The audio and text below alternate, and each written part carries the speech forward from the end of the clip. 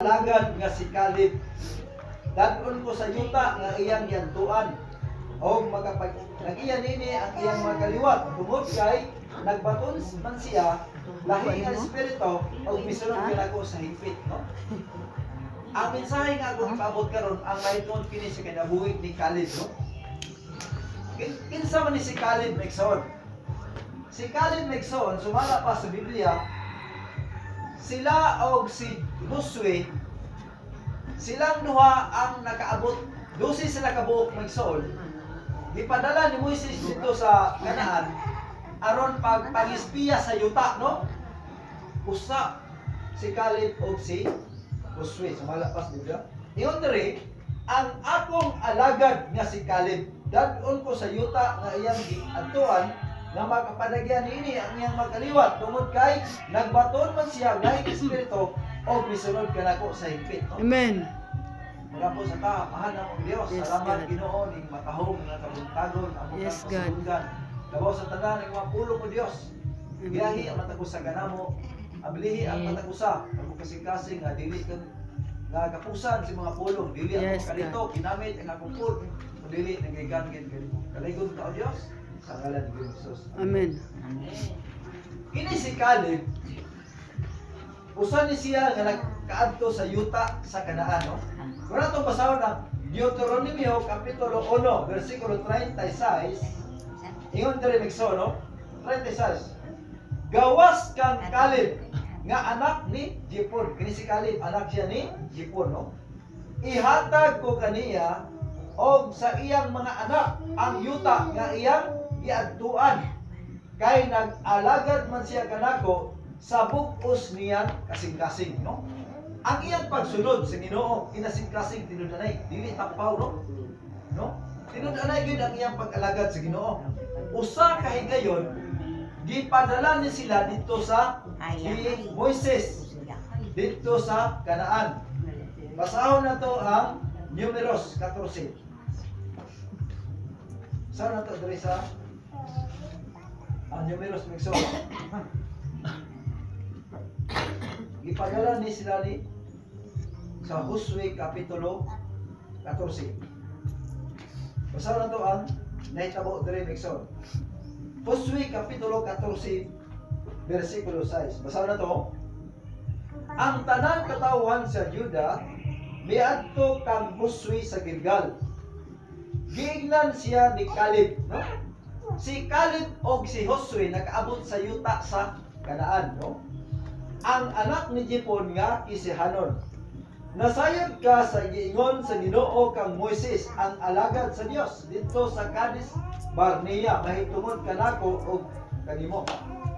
Nagpaunigon ako og 40 sa dihang gipaadto ako ni Moises nga sulugoon sa Ginoo gikan sa Kades Barnea aron pagpangispiya sa yuta. Gibalitaan ko siya bahin sa akong nasayran, no?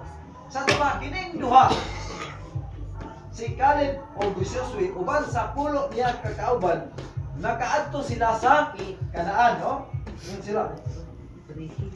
Versikulo 9.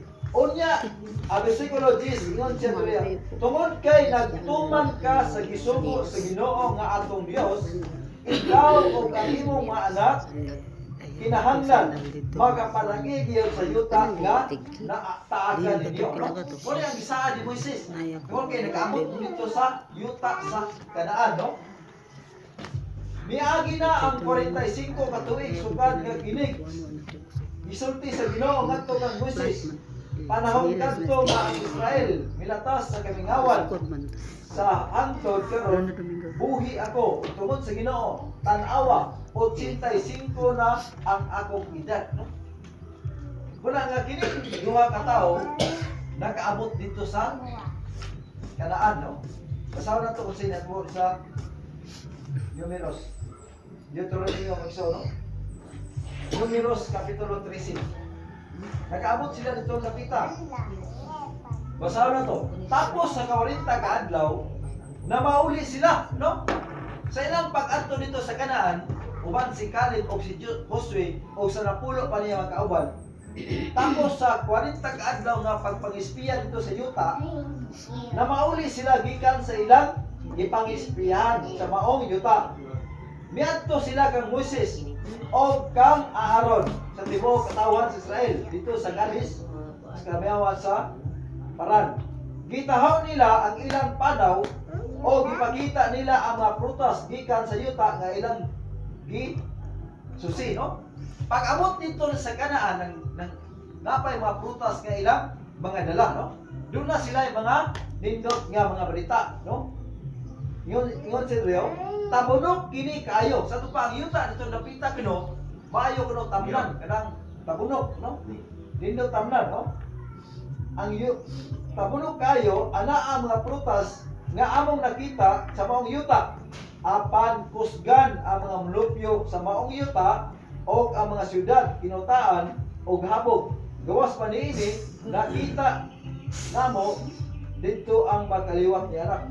Doon na kuno'y mga giyante dito, no? Sa ito ba, kining napulo ang iyang report dito, Megsoon, dili maayong, no?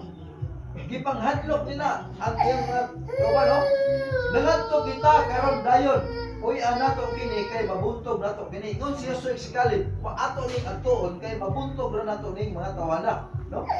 Yung sa ingon sa pulo, dili kita magabuntog sa katawan dito kay mas lig-on sila kanato. Pinaagi niini, gidala nila sa katawan ang bakat nga taho bahin sa Kanaan, no? Nag-report sila dili maayo to nakita. Sa kinabuhi ning matawhan na Megsoon, ilang gisunod ang Ginoo, no? Pinaagi sa matinud-anon nga pagpangalagad. Muna nakaabot sila sa yuta sa Kanaan. Pero sa Josue kapitulo 24, basahon na to sa dito ko. Josue 24 versikulo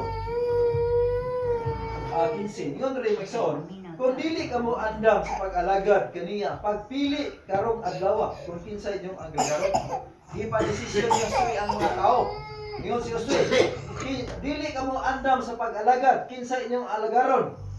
Ingon, mga Diyos ba sa ilagaran sa inyong mga sigulangan dito sa Mesopotamia, o ang Diyos ba sa Amranon? Ingon si Josue, apan alang kanako o sa akong pamilya, mag-alagad kami sa Ginoo. Indot kaya desisyon ni Josue, no? Kahit ibuok pamilya, nangalagad sila sa Ginoo. Amen. Muna nga sa kinabuhi ni Caleb, Megsoon, o ni Josue, silang nakasunod sila sa gisulti sa Ginoo, no? Muna nga, dako kayo ang panalangin nga niabot nila, no? Ano man, nakaangkon sila sa yuta, dahil gisaad, sumala pa sa balaan nga kasulatan. Muna ingon ni Moses Megsoon, gipanalangin ni Josue si Caleb, ang anak ni Jepon, nga kisihanon o gihatag kaniya ang Hebron, no? Katong lugar kung napita sa Kanaan, iyang gihatag kang Caleb. Ano man? Kay masinugdanon siya sa Ginoo, no? Muna nakitang makristohanon, ikinahanglan ginato nga andam ta mo alagad sa Ginoo, mosunod ta sa Ginoo, no? Aron ang panalangin magaabot sa matag usa ka nato. Amen. Kaya panalangin sa Ginoo Megsoon dili lang sa mga material nga butang, kundi sa mga butang nga espirituhanon. Muna ingon ni Apostol Pablo gani sa akong gibasa ganina Megsoon, kay buot kaming magkita kaninyo aron kabahinan ko kamo sa espirituhanong palangin nga makapalig-on kaninyo, no? Mo ni isulti ni Apostol Pablo sa matag usa ka nato, no? Ang pagpanalangin sa Ginoo dili lang sa mga material nga butang, na kay mga kabtangan, na kay yuta, na maka unsay naa sa imong balay, kundi mga butang nga espirituhanon nga gisaad sa Ginoo nga magpanalanginan ta niya sumala pa sa iyang saad kanato Megsoon, no? Murang hangtod nining atong panahon karon, nagabarugta nga lig-on, nagapadayon ta tungod sa pagpanalangin sa Ginoo sa matag usa kanato, no? Mura nga dunay gisulti sa Biblia Megsoon isip pagpahinumdom, no? Sa matag usa kanato. Dinita sa 13 versikulo 10, no? Ingon siya diri, kinahanglan ang katawhan sa Dios mula hutay o magpabilin sa pagtuo. Muna nga awag sa Biblia sa matag usa kanato nga padayon kita, no? Roma kapitulo 8 versikulo 35. Ingon sa balaan nga kasulatan, busa insay makapahamulag kanato gikan sa gugma ni Kristo. Kinsa kunoy makapamulag nato, makapabulag. Ang kasakit ba, ang kalisdanan, paglutos, ang gutom, kakabos, katalagman, o ang kamatayon. Wala, no? Kung nangalagad ta sa Ginoo, walay butang nga makapamulag kanato. Amen. Nga sa atong kinabuhi karon, mo atubang ta sa sunod tuig, no? 2026, no? Muna yung ingon sa Biblia, usa sini sa mga pagpahinumdum, no? Dinita sa Panultihon, Kapitulo 17, versikulo 1. Maayo pa, Panultihon, no? 17. Ayaw paniguro ang bahin sa ugma, kay wala ka masayod unsay mahitabo gikan karon hangtod ugma. Wata kabalo, no? Wata kabalo unsay atong dangatan sunod. Wala kita kabalo wala. Ingon ni so dinhi sa among basa, ayaw paniguro ang bahin sa ugma, kay wala ka masayod unsay ang mahitabo ugma hangtod karon, no? Muna nga kitang magsusuhanon di pahikumduman sa Ginoo kung unsay angay natong buhaton. Muna ingon sa 2 Korinto megson 2 Korinto 11 versikulo 12, padayunon ko pagbuhat ang gihimo ko karon, no? Unsa ko may atong nasugdan ato ning padayunon, no? Amen. Nagsugod ta sa pagpangalagad, mo padayon tunuta, no? Iyan ang Biblia, padayunon ko pagbuhat ang gihimo ko karon, no? Unsa may atong gibuhat? Nagsugod ta sa pagpangalagad, no? Padayunon kuno nato hangtod sa adlaw sa pagbalik sa Ginoo. Mayon sa gipadayag kapitulo 2, versikulo 10. Unay giingon sa Biblia megson nga pagmatinumanon hangtod sa kamatayon og ihatag ko kanimo ang korona sa kinabuhi, no? Mura unsa atong nasugdan angay natong padayunon. Kung nangalagad tagsugod, magpadayon na lang kuno ta. Sumala pa sa Biblia. Kung muundang ka sa pagpangalagad sa Ginoo, wala kay bahin sa saad nga kaluwasan. Sumala pa sa Biblia, no? Mura nga ingon ang balaan nga kasulatan dinhi sa kuan atong gibasa nga gikinahanglan magsuon nga dili ka mangundang. Sumala pa sa balaan nga kasulatan. Padayon gyud ta sumala pa sa Biblia, no? Mura ingon sa balaan nga kasulatan, no?